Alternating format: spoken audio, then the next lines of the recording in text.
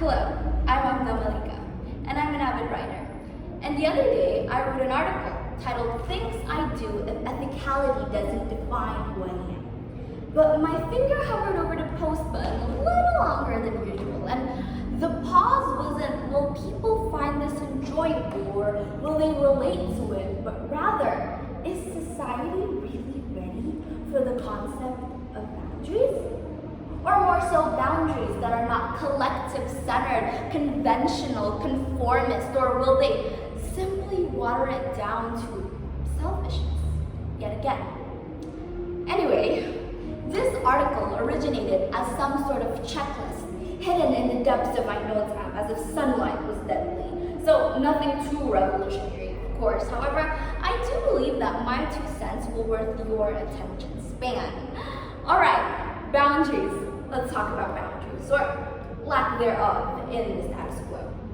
I like to think that people sacrifice pieces of themselves in showcase of the unfathomable love they hold for the receiving end, and not because they refuse to be seen as selfish, even for a millisecond, even though it's probably the latter now, isn't it? Because we carry this burden of being useful and selfless on our back like it's the very air that we breathe. Because this expectation roots itself everywhere, in every aspect of our life, kinship, relationships, romantic ones, and mostly platonic ones. Sometimes, abandoning our needs can look like we're playing a part when it comes to a friendship.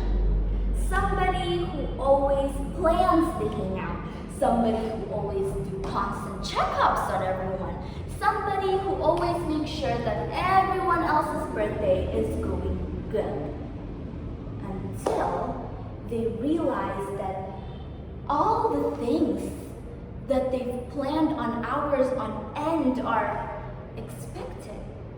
Thank you started to turn into, planning is such a you thing, and then they started to miss Fridays and Saturdays and then your birthdays.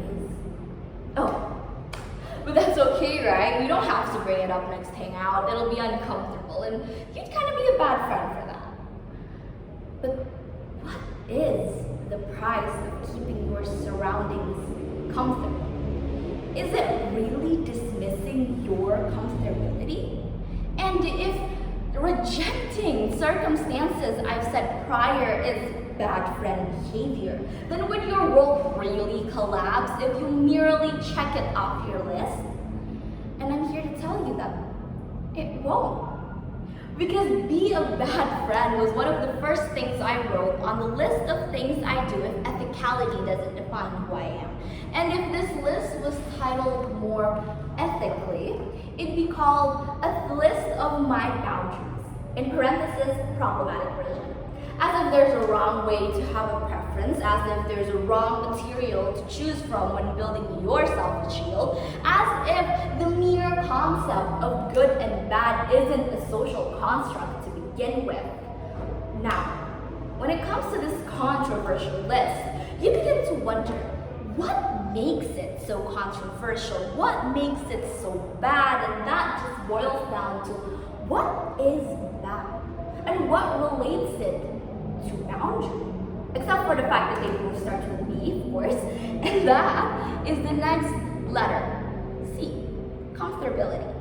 We are uncomfortable in saying no, and we are uncomfortable in receiving a no. Sure, there are times where a no is unethical, but that all comes back to our self-awareness. In acknowledging our body and mind and worth, hence someone with little to no self-awareness is doomed to perceive every boundary as betrayal.